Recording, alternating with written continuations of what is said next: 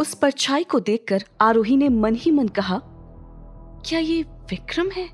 विक्रम तो इस वक्त यूरोप में होंगे, तो वो मुझे बचाने कैसे आ सकते हैं?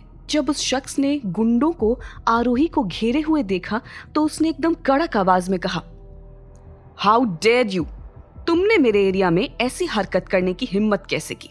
वहीं वो गुंडे जो आरोही को पकड़ने ही वाले थे, उन्होंने जब उस शख्स को देखा तो एक गुंडे ने झुककर कहा, सर, हमें महेश्वर जी और उनकी बेटी ने ये करने के लिए कहा था। फिर उस आदमी ने कहा, इसे छोड़ दो और महेश्वर की मदद करना बंद करो, तभी मैं तुम लोगों को छोड़ूंगा। ये सुनकर सारे ही गुंडे डर गए। अगले ही पल वो सारे गुंडे एक झटके में वहां से गायब हो गए। तभी वो शख्स आरोही की तरफ चलकर आने लगा तो आरोही को वो क्लियरली दिखने लगा।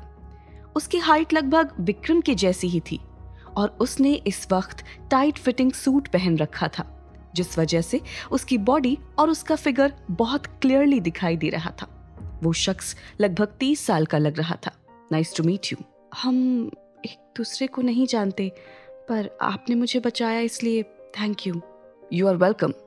पर हम अजनबी नहीं हैं, सिर्फ तुम मुझे नहीं जानती। तुम्हारा नाम आरोही है और तुम महेश्वर और सुधा की फैमिली से हो। अभी आधे महीने पहले अनन्या की जगह तुम्हारी शादी विक्रम से हुई है। तुम एक डॉक्टर हो और तुम्हारा पहला प्यार उत्कर्ष था, जिसे तुम्हारी कजिन ने तुमसे छीन लिया और कुछ दिन पहले उन दोनों ने तुम्हारी वजह से ब्रेकअप कर लिया। आप कौन हैं और आपको ये सब कैसे पता? अगर तुम सच जानना चाहती हो कि मैं कौन हूं तो मेरे पीछे आओ। इतना कहकर वो शख्स अपनी बाइक पर जा बैठा। अगर तुम मेरे पीछे आती हो तो तुम वो सब देख पाओगी जो बाकी इंसानों ने पूरी जिंदगी में कभी नहीं देखा होगा। अब चॉइस तुम्हारी है। उसने एक हेलमेट आरोही की तरफ बढ़ा दिया। हेलमेट पहन लो। आरोही ने हेलमेट पहन लिया। तभी उस शख्स ने अपनी बाइक शुरू की और आगे बढ़ गया। कुछ ही पल बाद बाइक एक 3 मंजिला विला के बाहर रुकी।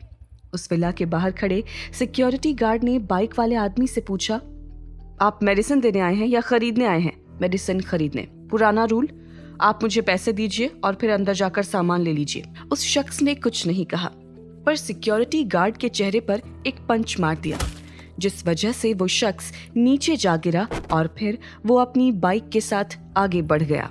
आरोही उस शख्स के साथ अंदर आई। दूसरी तरफ के सोफे पर एक दूसरा आदमी और औरत बैठे हुए थे। आरोही और उस आदमी को अंदर जाता देखने के बाद भी उस शख्स ने अपना काम नहीं रोका और कहा, रूल्स के हिसाब से जब भी कस्टमर आता है तो पहले मुझे सिक्योरिटी गार्ड कॉल कर देता है। सिक्योरिटी गार्ड ने मुझे कॉल क्यों नहीं किया और तुम अंदर कैसे आ गए? तुमने मेरे एरिया में आने की हिम्मत कैसे की? तुम जरूर कोई पुलिस वाले हो जो मेरे बिजनेस में हाथ डालने आए हो। बाइक वाले आदमी ने ना में अपना सिर हिलाया। तो फिर तुम कौन हो?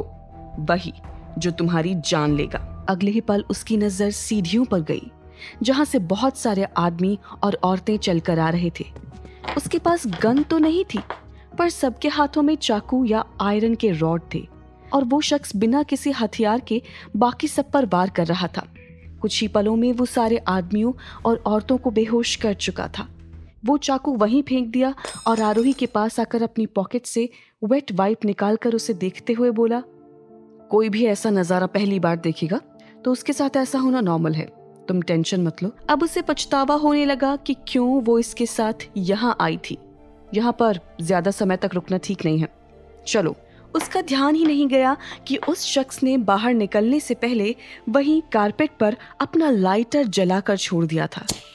जब वो आदमी आरोही को अपनी बाइक पर लेकर उस गेट से बाहर निकला तो वो विला जलना शुरू हो चुका था। आरोही अभी भी शॉक में थी। इस वजह से उसे पता ही नहीं चला कि कब उसका घर आ गया। उस आदमी ने बाइक रोकते हुए कहा, तुम्हारा घर आ चुका है, तुम उतर सकती हो। पिछले 8 सालों में उन्होंने जो ड्रग्स बनाए हैं उससे अनगिनत लोगों की जान गई है और बहुत सारी फैमिली बर्बाद हुई है और अब तक पुलिस ये नहीं कर पाई थी, इसलिए मैंने ये काम कर दिया। ये सब सुनकर आरोही हैरान रह गई।